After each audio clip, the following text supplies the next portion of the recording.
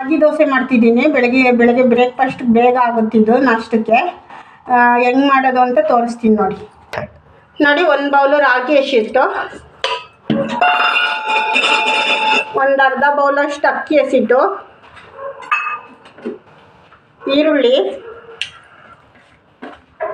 Carrot ಸ್ವಲ್ಪ ಕರಿಬೇವಿನ ಸೊಪ್ಪು, 2 ಹಸಿಮೆಣಸಿನ್ಕಾಯಿ, 1 ಚಮಚ ಉಪ್ಪು ನೋಡಿ, 1/4 ಸ್ಪೂನ್ ಜೀರಿಗೆ,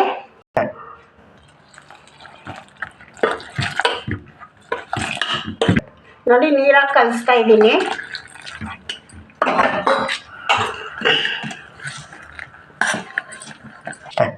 ನೋಡಿ ಈ ಥರ ಇರಬೇಕು. ಜಾಸ್ತಿ ಗಟ್ಟಿನೂ ಇರಬಾರ್ದು, ಜಾಸ್ತಿ ನೀರು ಇರಬಾರ್ದು. ಈ ಹದದಲ್ಲಿ ಕಲಿಸ್ಕೊಂಡಿದ್ದೀನಿ ನೋಡಿ. ಇವಾಗ ನೋಡಿ ಅರ್ಧ ಕಾಯಿ ತೊಗೊಂಡಿದ್ದೀನಿ, 4 ಮೆಣಸಿನ್ಕಾಯಿ, 3 ಬೆಳ್ಳುಳ್ಳಿ, ಸ್ವಲ್ಪ ಪುದೀನ, ಸ್ವಲ್ಪ ಕೊತ್ತಂಬರಿ, ಸ್ವಲ್ಪ ಹುಣಸೆಹಣ್ಣು ನೋಡಿ ಜಾರ್ ತೊಗೊಂಡಿದ್ದೀನಿ. ಕಾಯಿ ಹಾಕ್ತಾಯಿದ್ದೀನಿ ಚಟ್ನಿಗೆ. ನೋಡಿ 1 ಚಮಚ ಉಪ್ಪು ಹಾಕ್ತಾಯಿದ್ದೀನಿ. ಚೆನ್ನಾಗಿ ರುಬ್ಬೇಕಿದ್ನ ನುಣ್ಣಗೆ.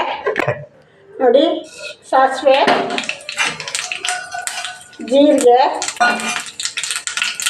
ಕಡಲೆಬೇಳೆ,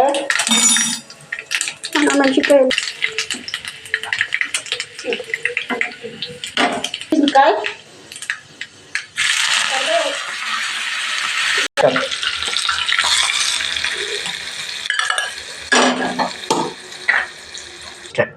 ನೋಡಿ ರಾಗಿ ದೋಸೆ ಹಾಕ್ತಿದ್ದೀನಿ.